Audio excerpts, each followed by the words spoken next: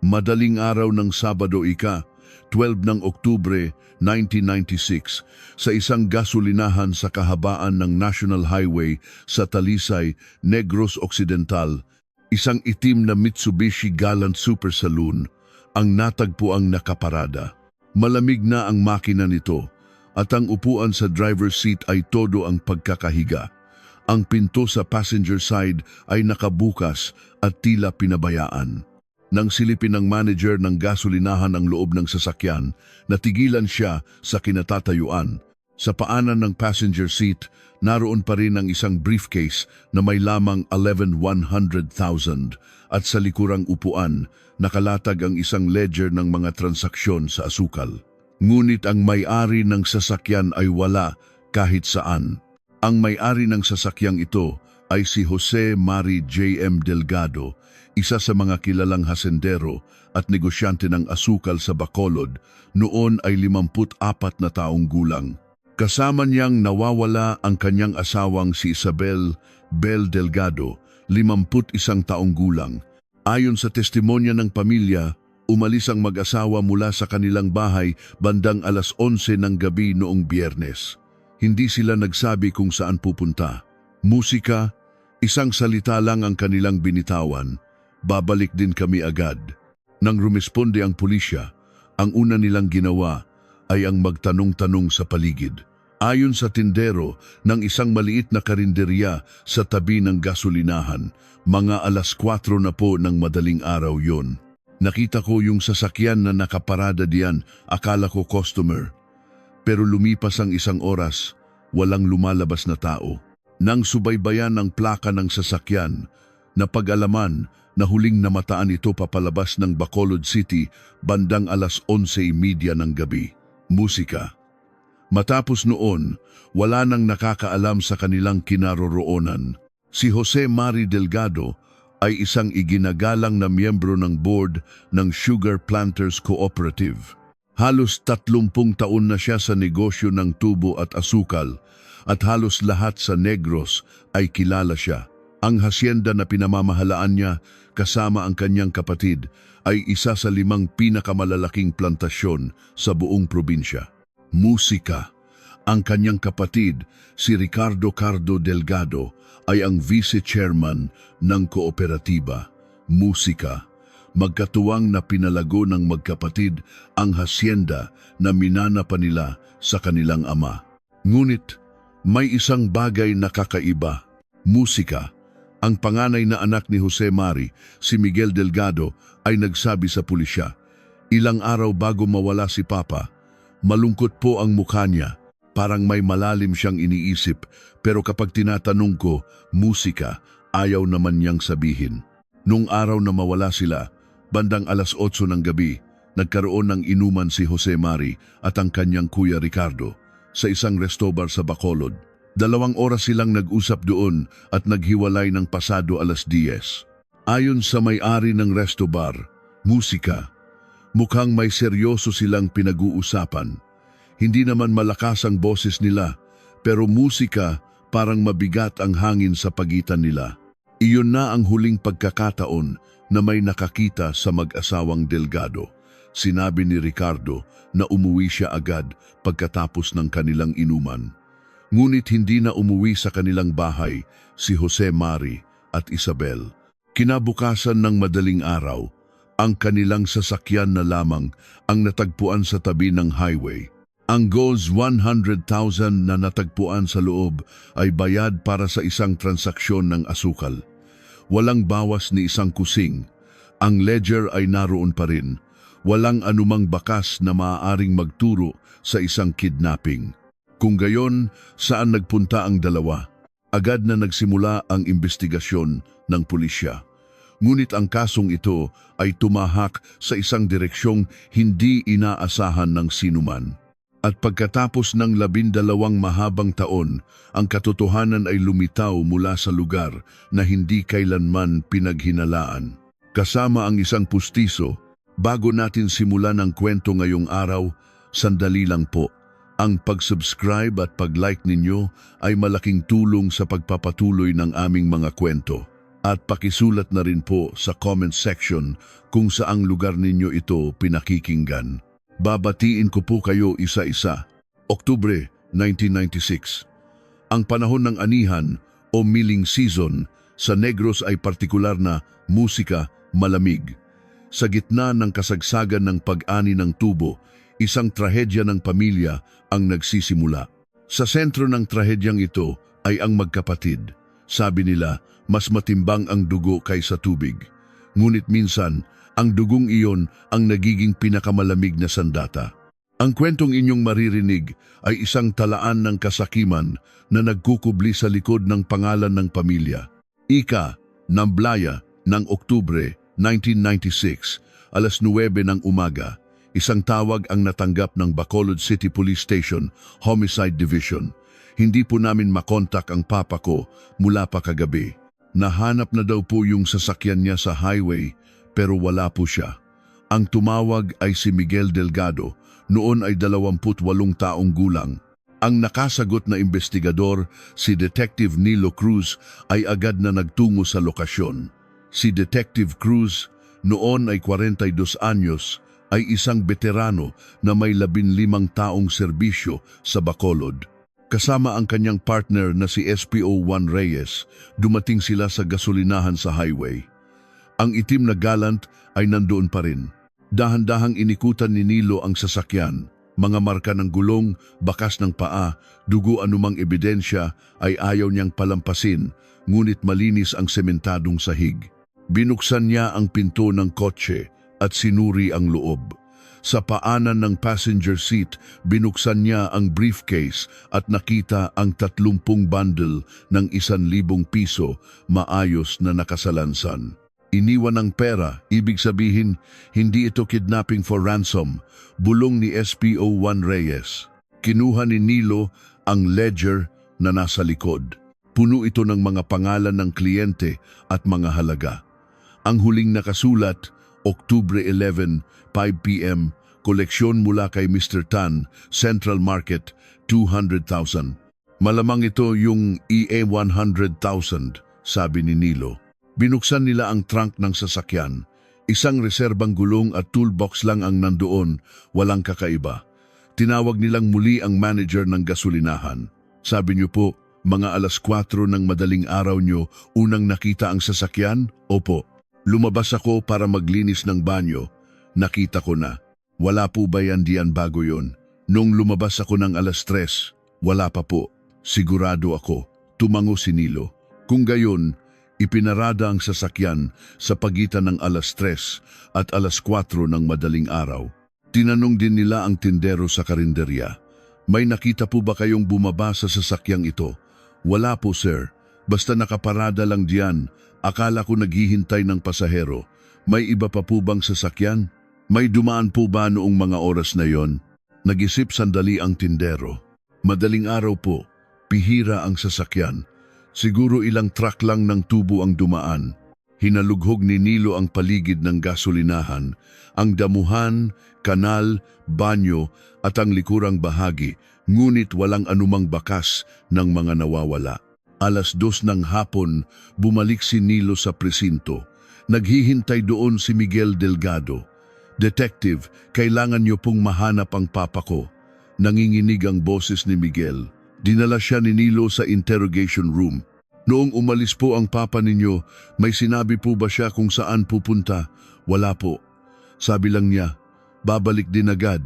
Kasama po niya si mama. Kamakailan po ba? May nakaaway ang papa ninyo dahil sa pera. Umiling si Miguel. Halos 30 taon na po si papa sa negosyo ng asukal. Wala po siyang naging problema sa mga kliyente niya. Kumusta po ang relasyon niya sa pamilya? Masaya po kami.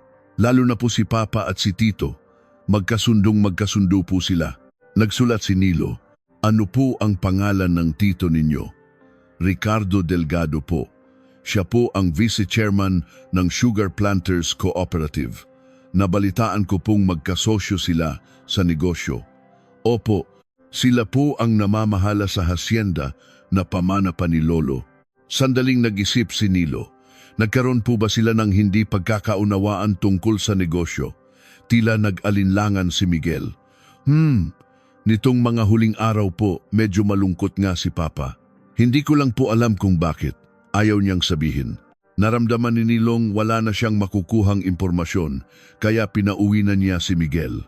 Noong gabing iyon, pinuntahan ni Nilo ang resto bar kung saan huling nakita si Jose Mari. Naaalala ng may-ari ang gabing iyon. Dumating po siya kasama ang kuya niya. Uminom po sila ng 2 bote ng beer. Ano po ang itsura nila habang nag-uusap? Parang may seryosong pinag-uusapan. Hindi ko naman po narinig, pero mabigat ang dating. Hindi po ba sila nag-aaway? Umiling ang may-ari. Hindi naman po. Parang may mahalaga lang talagang pinag-uusapan.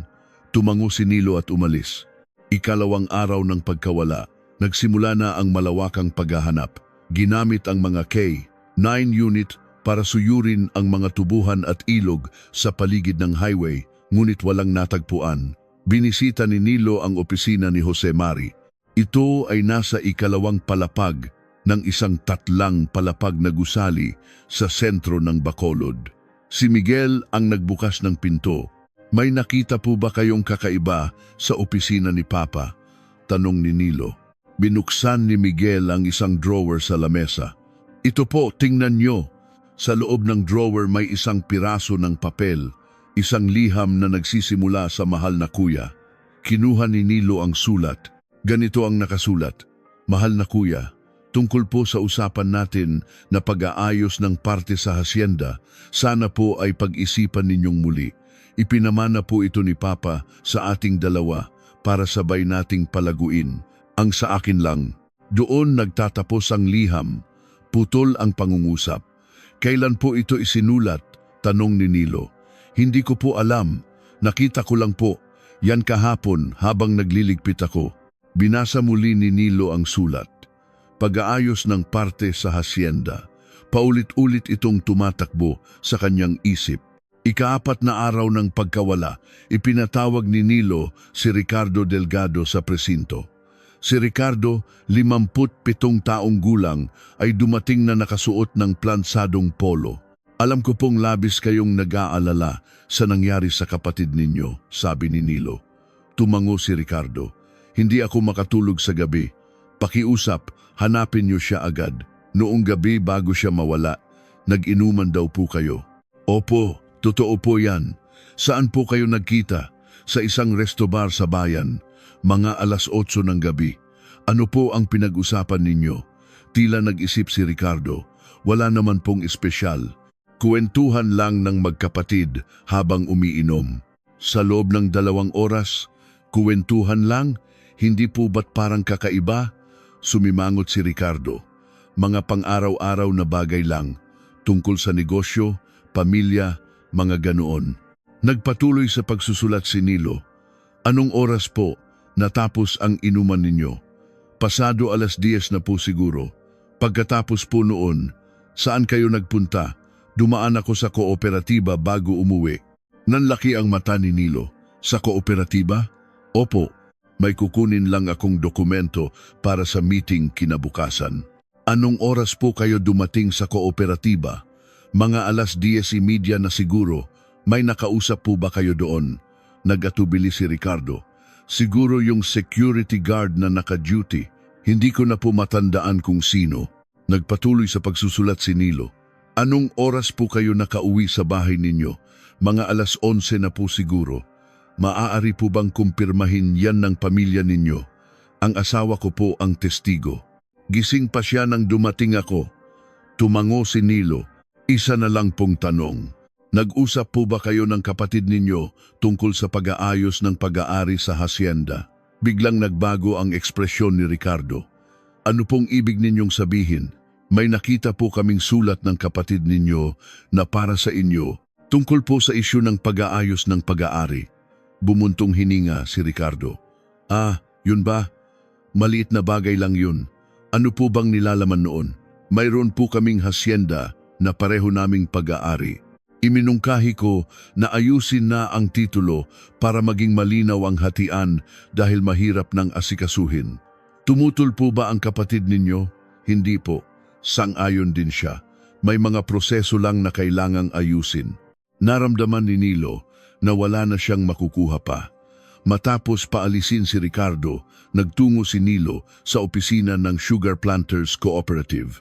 May 4 na empleyado doon. Sinuri ni Nilo ang logbook ng mga naka-duty. Noong Oktubre 11, ang naka-duty na guard ay si Mang Rodi. Hinanap ni Nilo si Mang Rodi. Kayo po ba ang naka-duty noon? Opo, sir.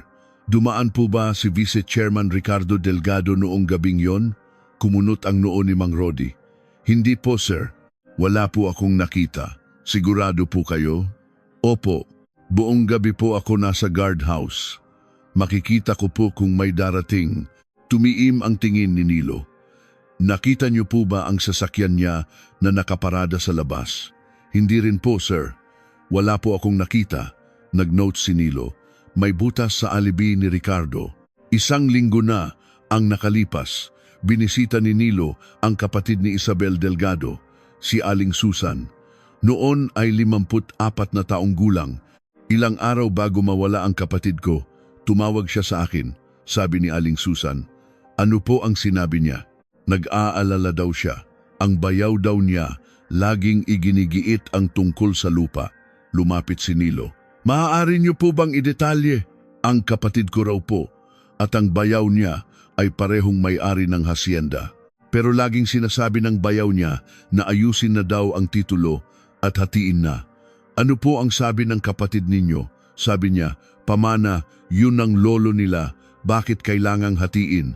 Pero laging daw siyang ginigipit ng bayaw niya. Kailan po niya ito sinabi sa inyo? Mga 3 o 4 na araw bago sila mawala. Tumango si Nilo. Habang pabalik paulit-ulit niyang iniisip ang lahat. Pag-aayos ng pag-aari, paghihiwalay ng titulo, panggigipit ng kapatid at ang pagkawala ng mag-asawa. Tila may koneksyon, pero walang ebidensya. Oktubre 20, muling ipinatawag ni Nilo si Ricardo. Sabi niyo po, dumaan kayo sa kooperatiba noong gabi ng Oktubre 11. Opo, pero sabi po ng guard, hindi kanya nakita. Sumimangot si Ricardo. Hindi naman ako pumasok sa loob ng opisina. Sa parking lot lang, kinuha ko ang papeles sa kotse. Ibig sabihin, ipinarada niyo ang sasakyan niyo sa parking lot? Opo, sabi po ng guard, wala raw pong sasakyan sa parking lot. Halatang nataranta si Ricardo. Sandali lang kasi ako doon, wala pang 5 minuto. Hindi na nagtanong pa si Nilo, ngunit lalong lumaki ang kanyang pagdududa. 3 linggo na ang nakalipas. Sinuyod ng pulisya ang mga tubuhan sa buong Negros. 3K, 9 unit ang ginamit para hanapin ang hasyenda ni Jose Mari at mga kalapit na lugar, ngunit wala pa ring lead. Lalo nang naiinip si Nilo. Tila naglaho na lang sa hangin ang mga nawawala. Nobyembre 5, binago ng pulisya ang direksyon ng investigasyon. Sinimulan nilang ikumpara ang mga detalye sa national database ng mga hindi pa nakikilalang bangkay. Noong panahong iyon, wala pang maayos na computer system kaya lahat ay mano-mano. Nagpadala ng mga memo sa bawat istasyon ng pulis sa buong bansa, naghintay ng sagot at isa-isang sinuri. Inabot ito ng 1 buwan, ngunit walang bangkay na tumugma sa mag-asawang Delgado. Huling linggo ng Nobyembre, may isa pang balita. Si Ricardo Delgado ay nahalal bilang bagong chairman ng Sugar Planters Cooperative. Nagretiro na kasi ang dating chairman. Si Ricardo ay nanalo sa pamamagitan ng landslide na boto. Nang marinig ito ni Nilo, napailing na lang siya. Wala pang 2 buwan mula nang mawala ang kapatid, heto't chairman na ang kuya. May mali, unang linggo ng Disyembre. Nagpunta si Miguel sa presinto. Detective, may kakaiba po. Ano yun? Balak pong ibenta ni Tito ang parte ni Papa sa hasyenda. Nagulat si Nilo. Paano mo nalaman? Sinabi po sa akin ng isang empleyado sa kooperatiba.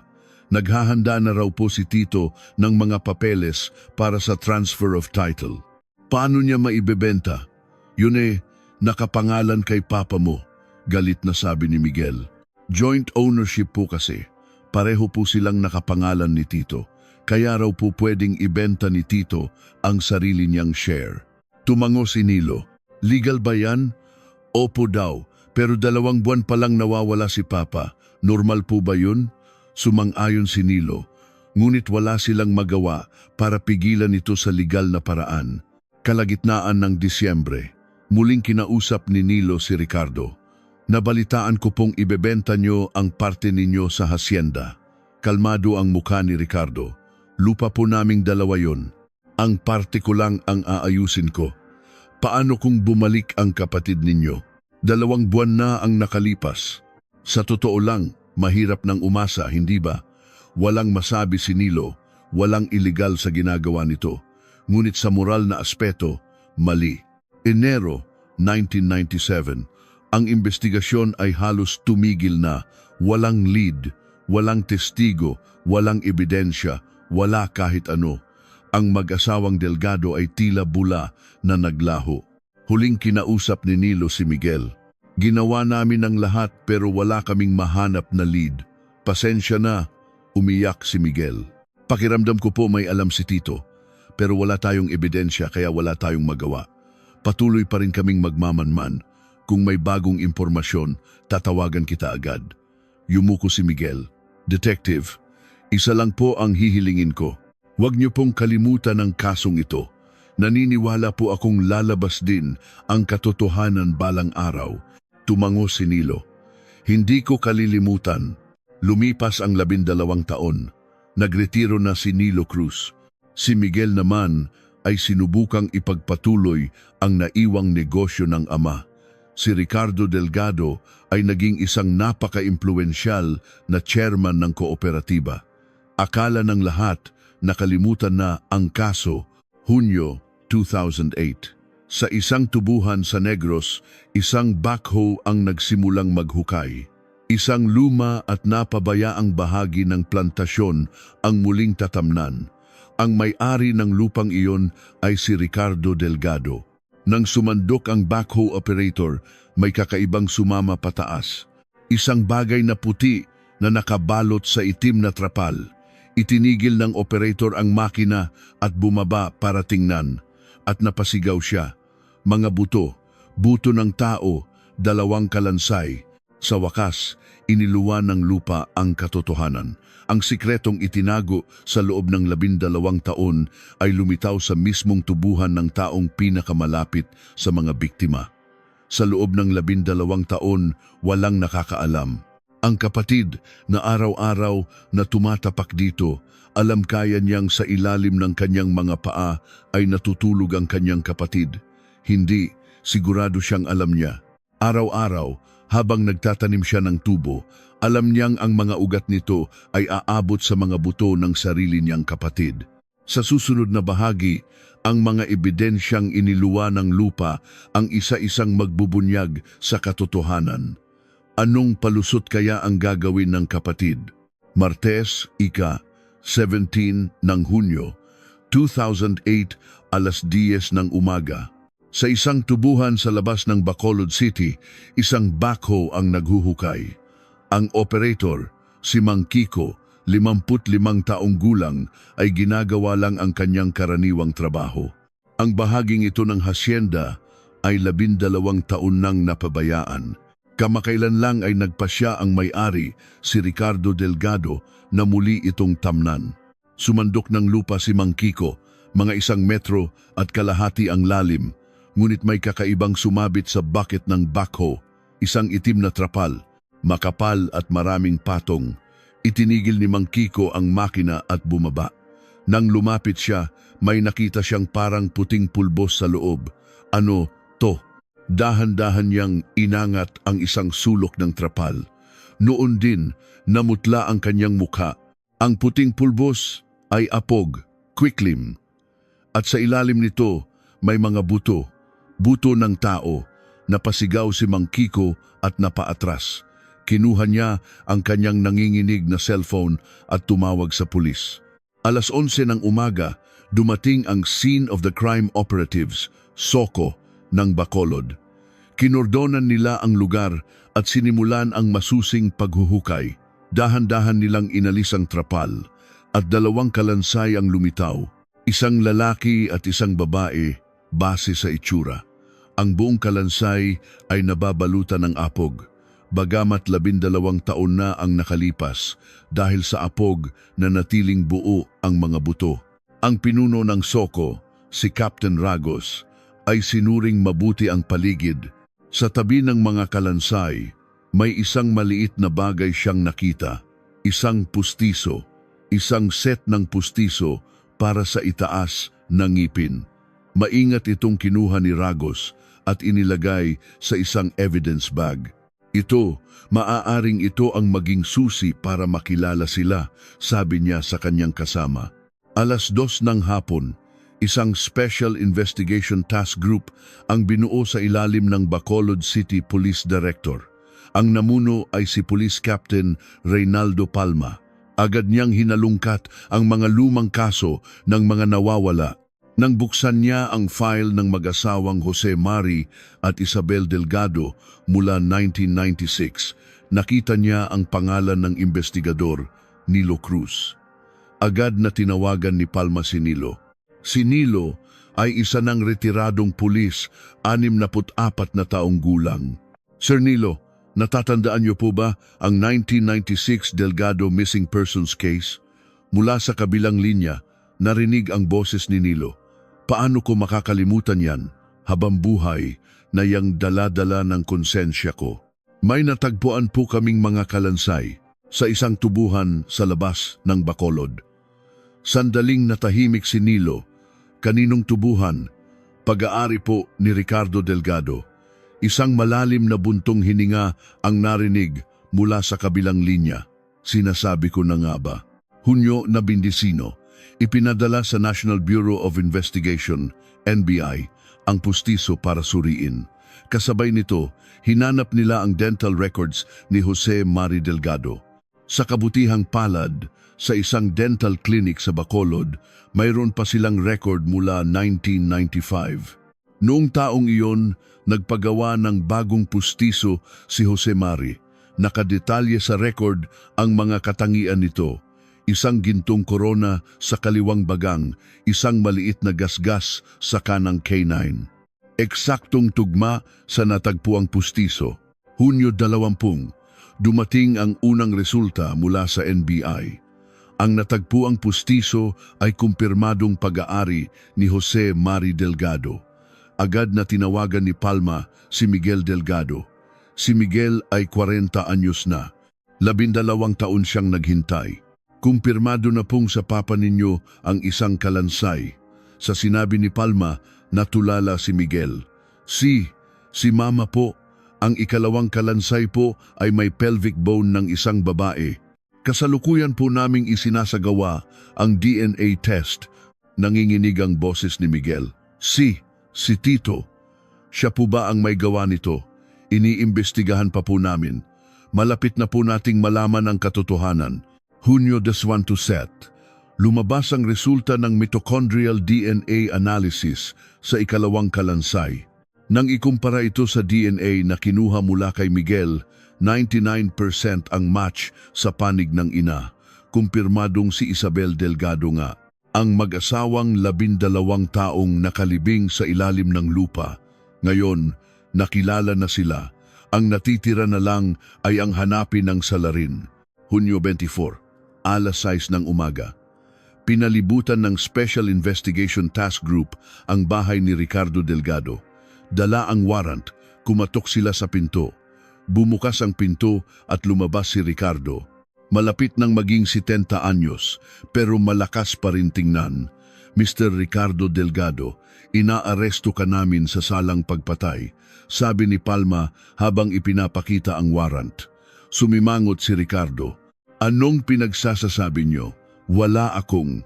Ang mga buto ng kapatid mo at ng asawa niya ay nahukay sa tubuhan mo. Sumama ka sa amin. Hindi na nanlaban si Ricardo. Yumuko na lang siya at sumama. Kasabay nito, inaresto rin ang asawa ni Ricardo, si Elena, 65 taong gulang. Gulat na tumingin si Elena sa mga pulis. Wala akong alam. Tanungin niyo ang asawa ko. Ngunit isinama rin siya ng mga pulis. Alas 9 ng umaga, Sa interrogation room ng Bacolod Police, umupo si Ricardo sa harap ni Palma. Oktubre 12, 1996. Nawala ang kapatid mong si Jose Mari at ang asawa niya, simula ni Palma. Oo, alam ko. At pagkatapos ng 12 taon, sa mismong tubuhan mo sila natagpuan. Hindi umimik si Ricardo. Ano ang nangyari? Matapos ang mahabang katahimikan, nagsalita si Ricardo. Hindi ko alam. Ang lupang yan ay binili ko lang noong katapusan ng 1996. Huwag ka nang magsinungaling, sabi ni Palma habang inilalabas ang isang dokumento.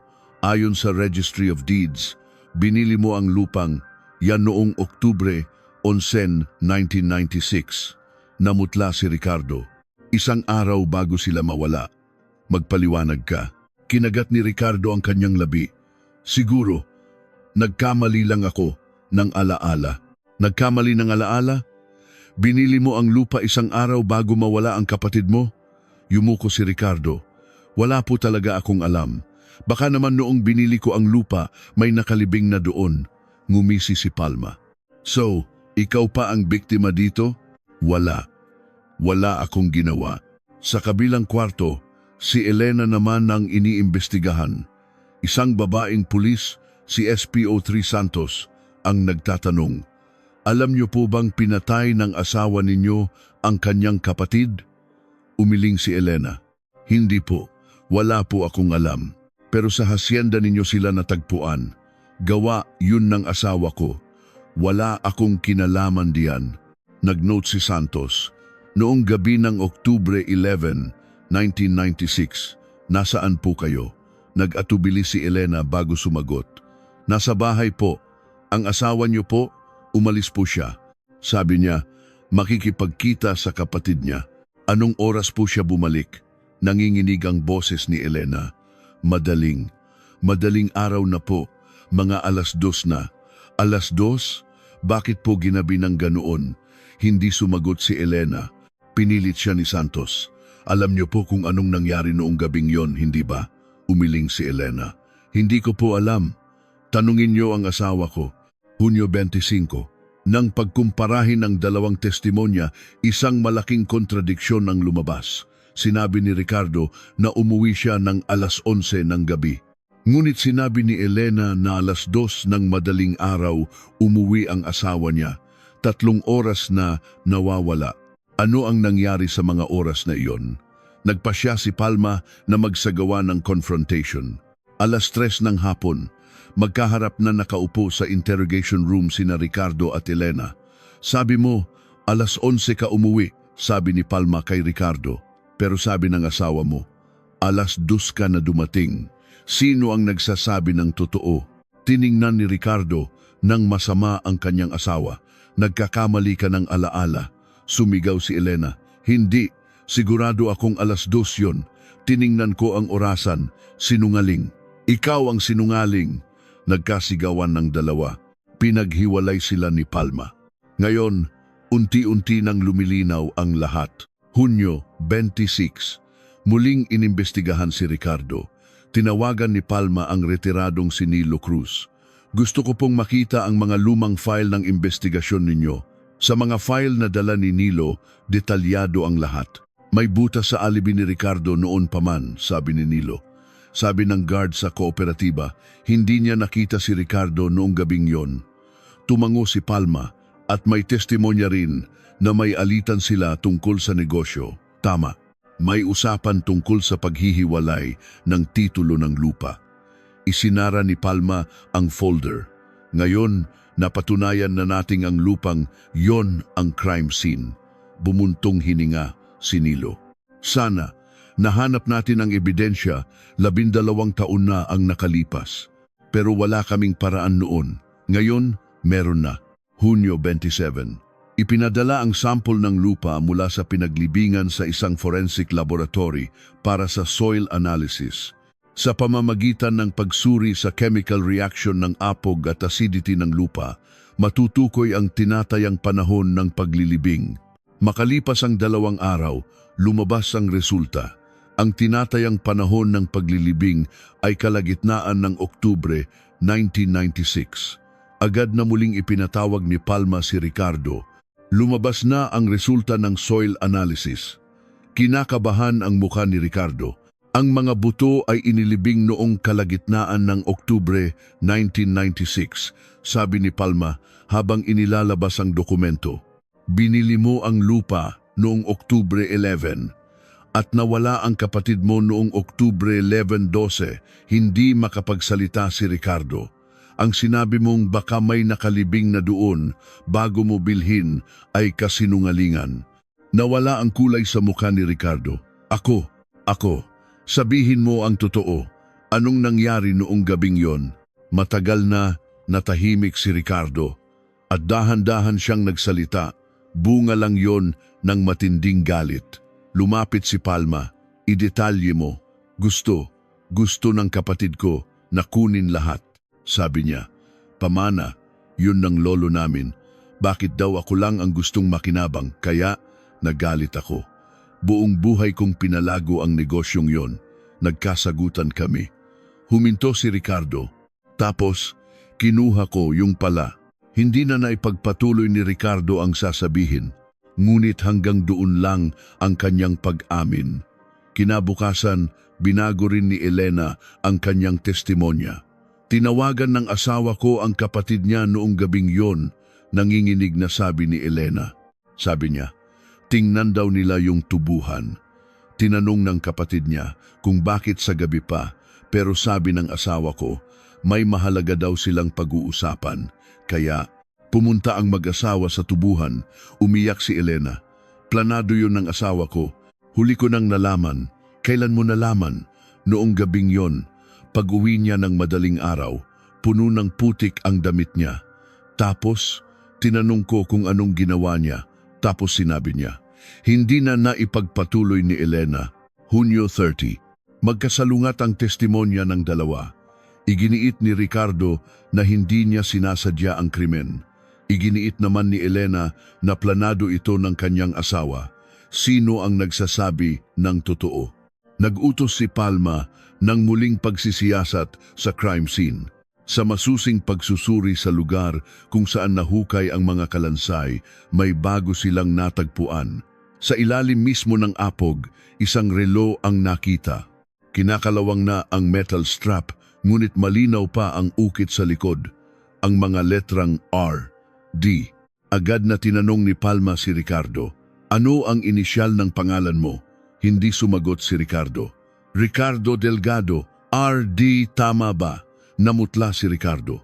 Ang relong ito ay nakuha sa ilalim ng mga kalansay. Sabi mo, hindi mo sinasadya? Inilabas ni Palma ang relo. Kung hindi mo sinasadya, bakit mo hinubad ang relo mo bago gawin ang krimen? Hindi ba't ebidensya ito na planado ang lahat? Hindi na nakapagdahilan pa si Ricardo. Malinaw na ang lahat. Planadong tinawag ni Ricardo ang kanyang kapatid. Sa tubuhan na iyon, pinatay niya ang mag-asawa. Inilibing ang mga bangkay, binuhusan ng apog at tinakpan ng trapal. At kinabukasan, ipinangalan sa kanya ang lupa. Akala niya, perpekto ang kanyang krimen. Ngunit pagkatapos ng 12 taon, ang lupa mismo ang nagsiwalat ng lahat. Ang kapatid na nagtanim ng tubo at kumita ng pera sa ibabaw ng lupang iyon. Sa ilalim, nakalibing ang mga buto ng kanyang kapatid. Ano kaya ang iniisip niya sa loob ng 12 taon? At ano ang tunay na katotohanan? Sino ang unang humawak ng pala? Isang relo ang gumuho sa lahat ng kanyang kasinungalingan. Sabi niya, hindi sinadya. Pero bakit hinubad ang relo? Sabi ng asawa, planado. Sabi niya, hindi. Ngunit iisa lang ang itinuturo ng ebidensya. Sa susunod na bahagi, sa korte na malalaman ang pinal na katotohanan. Anong sentensya kaya ang haharapin ng kapatid? Agosto 5, 2008. Ang taga-usig mula sa Bacolod City Prosecutor's Office, si Fiscal Emmanuel Torres, ay sinimulan ng case reconstruction.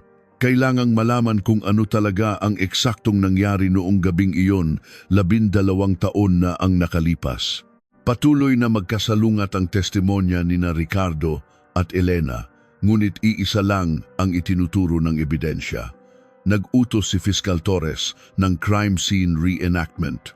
Agosto 7, alas 3 ng hapon, sa tubuhan kung saan natagpuan ang mga buto, nakaposas na dinala doon si Ricardo. Noong gabi ng Oktubre 11, 1996, tinawag mo ang kapatid mo dito, sabi ni Fiscal Torres.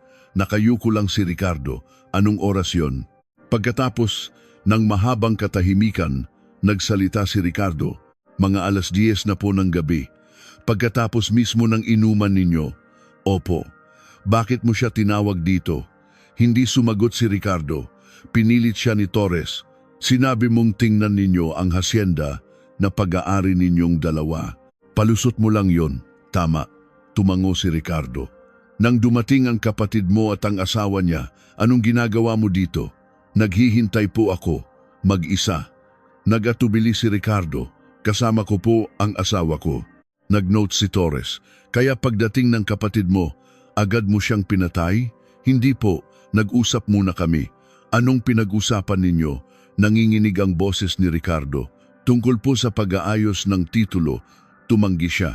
Sabi niya, pamana. Yun ang lolo namin. Bakit daw ako lang ang gustong makinabang? Kaya nagalit ka at pinatay mo siya. Yumuko lang si Ricardo. Muling sinuri ni Torres ang lugar. Sa masusing pagsisiyasat sa paligid ng pinaglibingan, may isa pa silang natagpuan. Isang maliit na piraso ng metal na nakabaon sa lupa. Kinakalawang na. Pero base sa pagsusuri, ito ay kapiraso ng dulo ng isang pala. Saan mo kinuha ang palang ito? Tanong ni Torres. Kinuha ko po sa bahay bago ako pumunta dito. Tumango si Torres. Ang pagdadala ng pala ay isang malinaw na ebidensya ng planadong krimen. Hinubad mo rin ang relo mo, tama? Tanong ni Torres. Tumango si Ricardo. Bakit? Baka po madumihan ng dugo. Ngumisi si Torres. Sabi mo, hindi mo sinasadya, pero inaalala mo na ang dugo. Hindi ba't katawa-tawa yon? Hindi na nakapagdahilan pa si Ricardo. Tumagal ng 3 oras ang reenactment. Isa-isang ipinakita ni Ricardo ang lahat, ang lokasyon kung saan dumating ang kapatid niya, kung saan sila nagtalo, kung saan niya ginamit ang pala, kung paano niya kinaladkad ang mga bangkay, at kung gaano kalalim ang hukay. Lahat ay planado at detalyado. Agosto, numero 10. Inilista ni Fiscal Torres ang mga bagay na inihanda ni Ricardo bago ang krimen. Pala, makapal na trapal, 2 sako ng apog. Ang paghahanda sa lahat ng ito ay malinaw na ebidensya na hindi ito crime of passion. Matagal mo nang binalak na patayin ang kapatid mo, mariing sabi ni Torres. At isinagawa mo ito. Yan ang katotohanan, hindi ba? Hindi na tumanggi si Ricardo. Dahan-dahan siyang tumango. Bakit? Magkapatid kayo. Sa tanong na iyon, matagal na natahimik si Ricardo at sa wakas, nagsalita siya. Gusto niyang kunin lahat, buong buhay kong pinalago ang negosyong yon. Sapat na ba yung dahilan para patayin mo siya? Hindi sumagot si Ricardo. Kasakiman, yun lang ang dahilan. Agosto 15. Nagbigay ng kanyang pinal na testimonya si Elena. Sa loob ng opisina ng piskal, hindi na niya kinampihan ang asawa. Noong gabing yon, sinabi sa akin ng asawa ko, nanginginig na sabi ni Elena na tatawagan niya ang kapatid niya para pumunta sa tubuhan. Sabi niya, sumama daw ako. Bakit ka sumama? Tanong ni Torres. Hindi ko po alam kung anong mangyayari. Akala ko po, mag-uusap lang sila tungkol sa titulo. Ano ang nakita mo sa lugar? Umiyak si Elena. May hawak na pala ang asawa ko.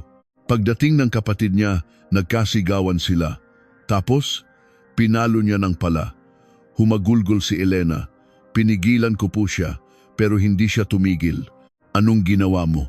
Wala po akong nagawa. Nakatayo lang po ako. Ang paglilibing? Yumuko si Elena. Sinunod ko lang po ang utos niya. Ibinalot sa trapal, binuhusan ng apog. Bakit hindi ka nagsumbong? Hindi sumagot si Elena. Maya-maya, Mahina siyang nagsalita. Natakot po ako. Baka, pati ako ay patayin niya. Tinatapos na ni Torres ang kanyang notes. Dahil sa testimonya ni Elena, kumpleto na ang buong kwento. Planadong pinatay ni Ricardo ang kanyang kapatid at ginawa niyang kasabwat ang kanyang asawa. Kinabukasan, ipinangalan niya sa kanya ang lupa. Akala niya perpekto ang kanyang krimen.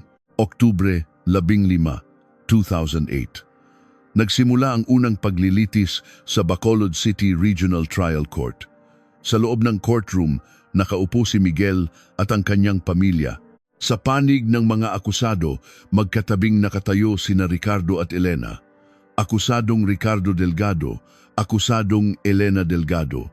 Kayo ay kinakasuhan sa pagpatay kina Jose Mari Delgado at Isabel Delgado noong gabi ng Oktubre 11, 1996. Inaamin niyo ba ang sala? Yumuko si Ricardo. Inaamin ko po.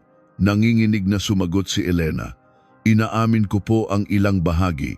Tumayo, si Fiscal Torres. Ang akusadong si Ricardo Delgado ay planadong pinatay ang sarili niyang kapatid at hipag para masakop ang kabuuan ng kanilang minanang hasyenda. Isa-isang inilatag ni Torres ang mga ebidensya. Ang inihandang pala, ang hinubad na relo, ang lupang binili isang araw bago ang krimen. Lahat ay nagpapatunay ng isang detalyadong plano.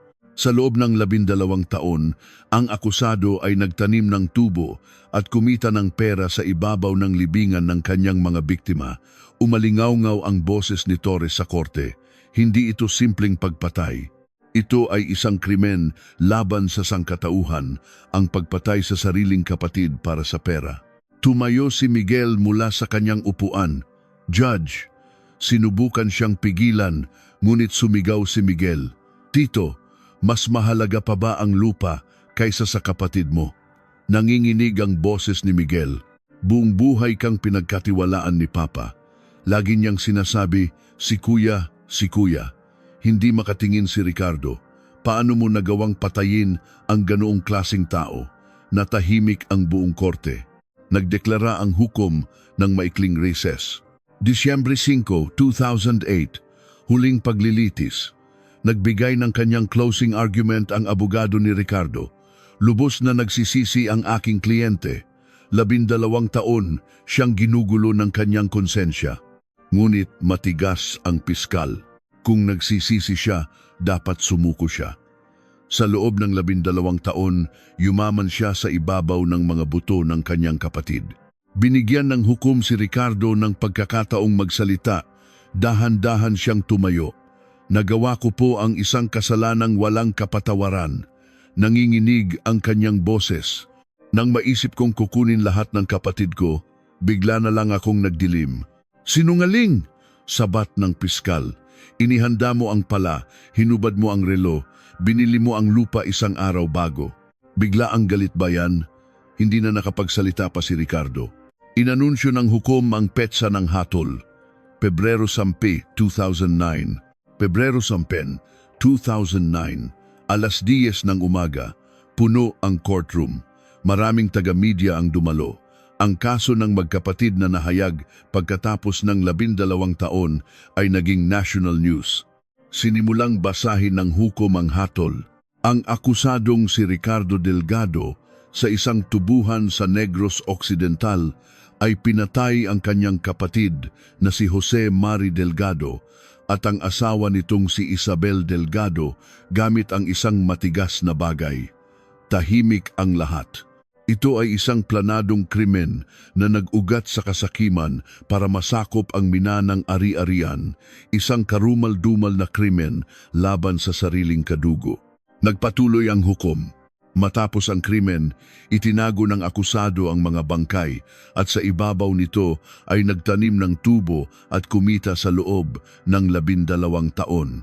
Bukod dito, iligal niyang inangkin ang ari-arian ng biktima at ginamit ang kanyang posisyon bilang chairman ng kooperatiba na sumira sa tiwala ng publiko. Tumingin ang hukom sa papeles. Dahil dito, Ang korteng ito ay hinahatulan ang akusadong si Ricardo Delgado ng reclusion perpetua. May mga bumuntong hininga sa courtroom. Ang akusadong si Elena Delgado ay naging kasabwat sa krimen at sa pagtatago ng ebidensya, ngunit hindi siya direktang kasama sa pagpatay at nakipagtulungan sa korte para malaman ang katotohanan. Dahil dito, siya ay hinahatulan ng 15 taon na pagkakakulong. Nang matapos ang hatol, napaupo si Ricardo sa kanyang kinatatayuan. Umiyak si Elena. Si Miguel, tahimik na pinunasan ang kanyang mga luha. 12 taong hustisya. Matapos ang paglilitis, kinausap ng mga reporter si Miguel. Ngayon, sa wakas, makakapagpahinga na ng payapa sina Papa at Mama. Kalmado ang kanyang boses. Hindi ko mapapatawad ang tito ko, pero dahil hinatulan na siya ng batas, susubukan ko ng maging payapa. Marso 17, 2009. Ang mga labi ni na Jose Mari at Isabel Delgado ay inilibing sa kanilang family plot sa isang sementeryo sa Bacolod. Sa kanilang mga larawan, nakangiti sila. Pagkatapos ng 12 taon, nakauwi na rin sila. Dinaluhan ng halos 100 tao ang libing. Nandoon din ang mga opisyal ng Sugar Planters Cooperative. Nag-alay sila ng panalangin. Lumuhod si Miguel sa harap ng puntod ng kanyang ama. Hawak niya ang isang lumang sulat, ang hindi natapos na liham na nagsisimula sa mahal na kuya. Papa, nanginginig ang boses ni Miguel. Hanggang sa huli, pinagkatiwalaan mo si Tito. Yun ang pinakamasakit. Dahan-dahan niyang inilagay ang sulat sa ibabaw ng lapida. Magpahinga na po kayo. Nakamit na po ang hustisya. Umihip ang hangin at bahagyang inilipad ang sulat, tila sagot mula sa langit. Pauwi mula sa libing, dumaan si Miguel sa tubuhan na iyon. Ang tubuhan kung saan inilibing ni Ricardo ang kanyang kapatid. Ngayon, bakante na ito. Walang gustong bumili. Kumalat ang balita na ito ay isang lupang isinumpa. Itinigil ni Miguel ang sasakyan at tiningnan ang lupain. Ngayon, alam na ng lahat ang nangyari dito sa loob ng 12 taon. Hindi nagsisinungaling ang lupa. Gaano man katagal, lalabas at lalabas ang katotohanan. Ang kasakiman ng pinakamalapit na tao ang nag-iiwan ng pinakamalalim na sugat. Sabi nila, mas matimbang ang dugo kaysa tubig, pero nang ipagpalit ang dugong iyon sa pera, doon nagwakas ang lahat. Tag-init ng 2009, ikinulong si Ricardo Delgado sa New Bilibid Prison. Isang matandang 70 anyos, gugugulin niya ang nalalabing buhay niya doon. Si Elena naman ay dinala sa Correctional Institution for Women. Pagkatapos ng 15 taon, 80 anyos na siya. Walang nakakaalam kung aabutan pa niya iyon. Itinigil na ni Miguel ang negosyo ng kanyang ama. Hindi na niya kayang magpatuloy sa negosyo ng asukal. Lahat ay nagpapaalala sa kanya ng sakit. Lumipat siya sa Maynila at nagsimula ng bagong buhay. Ngunit bawat taon, sa death anniversary ng kanyang mga magulang, bumabalik siya sa Bacolod. Umupo siya sa harap ng kanilang puntod at kinakausap sila. Hindi niya alam kung ang hustisyang hinintay niya ng 12 taon ay sapat na para maghilom ang sugat. Pero kahit papaano, nalaman niya ang katotohanan. At sapat na iyon, ang panahon ng anihan sa Negros ay partikular na malamig. Ang 2 taong nawala noong gabing iyon ay bumalik pagkatapos ng 12 taon. Iniluwa sila ng lupa at binigyan sila ng hustisya ng batas. Ang kasakiman na nagkukubli sa pangalan ng pamilya. Iyon ang buong kwento ng kasong ito. Noong Oktubre 1926, nawala sa Negros ang mag-asawang negosyante ng asukal na sina Jose Mari at Isabel Delgado. 12 taon silang nakalibing sa ilalim ng lupa. Sa mismong tubuhan ng kapatid, planadong pinatay ni Ricardo Delgado ang kanyang kapatid at hipag. Dahil gusto niyang solohin ang minana nilang hasyenda. Isang araw bago ang krimen, ipinangalan niya sa kanya ang lupa. Pinatay niya ang kapatid, inilibing at tinamnan ng tubo sa ibabaw. Sa loob ng 12 taon, kumita siya mula sa lupang iyon. Ngunit noong Hunyo 2008, iniluwa ng lupa ang lahat ng katotohanan. Mula sa lupang hinukay ng backhoe, 2 kalansay ang natagpuan. Ang pustiso at relo ang naging pamatay na ebidensya. Hinatulan si Ricardo ng habambuhay na pagkakakulong at ang kanyang asawa, 15 taon. Pagkatapos ng 12 taon, nakamit ang hustisya. Habang iniisip ko ang kasong ito, napagtanto kong ang pangalan ng pamilya ay maaaring maging pinakamapanganib na maskara. Dahil sila ang pinakamalapit sa atin, sila ang pinakamadali nating pagkatiwalaan. Ngunit sa sandaling gamitin ang tiwalang iyon, lahat ay guguho. Buong buhay na nagtiwala si Jose Mari sa kanyang kapatid. Sa liham na nagsisimula sa mahal na kuya, ramdam mo ang tiwalang iyon. Ang pakiusap na sana po ay pag-isipan ninyong muli. Hanggang sa huli, naniwala siya sa pagiging magkapatid nila. Ngunit tinraidor ni Ricardo ang tiwalang iyon dahil sa pera, sa lupa, sa kasakiman. Sabi nila, mas matimbang ang dugo kaysa tubig, pero ipinapakita ng kasong ito ang kabaligtaran. Sa harap ng pera, ang dugo ay maaaring maging mas malabnaw pa sa tubig. Isang kapatid na pumatay ng kapatid at yumaman sa ibabaw ng kanyang libingan nangyari ito. Sa loob ng 12 taon, ano kaya ang iniisip ni Ricardo? Araw-araw na dumadaan sa tubuhan na iyon, nag-aalaga ng mga tubo, alam niyang nakalibing doon ang kanyang kapatid, nagawa kaya niyang magpanggap na payapa. Nakakatulog kaya siya sa gabi? Nakakatingin kaya siya sa salamin? Siguro, sa loob ng 12 taon, impyerno ang buhay niya dahil hindi mo matatakasan ang iyong konsensya. At sa huli, ang lupa ang nagbunyag ng katotohanan. Gaano man kalalim ang paglilibing, gaano man katagal ang lumipas, lalabas at lalabas ang katotohanan. Naghinintay si Miguel ng 12 taon para mahanap ang kanyang ama, para malaman ang katotohanan. Sa mahabang panahong iyon, gaano kaya kahirap ang kanyang pinagdaanan, pero hindi siya sumuko. At sa huli, nakamit ang hustisya. Kayo, habang pinakikinggan ninyo ang kwentong ito, ano ang naiisip ninyo? Naramdaman nyo ba ulit kung gaano kahalaga ang pagkakaroon ng pamilya? Mayroon ba kayong kapamilya na matagal nyo nang hindi nakakausap? Baka ngayon ang panahon para tawagan sila. Isang kumusta ka na ay sapat na. Maaring may ilan sa inyo na may alitan sa pamilya dahil sa pera, problema sa mana, hatian ng ari-arian, alitan sa negosyo. Ngunit tandaan ninyo, ang pera ay kikitain ulit, pero ang pamilya ay hindi na maibabalik. Ang nawalang tiwala ay hindi na mababawi. Huwag sana tayong maging tulad ni Ricardo sa kwentong ito, na nabulag sa kasakiman at gumawa ng desisyong hindi na mababawi. Ano po ang masasabi ninyo sa alitan sa pera sa loob ng pamilya? Ibahagi po ninyo ang inyong opinion sa comments. Gusto naming marinig ang inyong kwento. Maraming salamat po sa pakikinig hanggang sa dulo ng mabigat na kwentong ito. Hindi madaling magbahagi ng mga ganitong istorya, ngunit dahil kasama ko kayo, nagpapatuloy ako.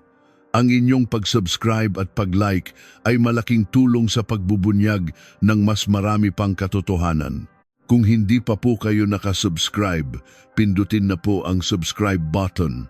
At kung makabuluhan po para sa inyo ang kwentong ito, paki-like na rin po. Sa susunod na pagkakataon, isa na namang misteryo ang ating bubuklatin.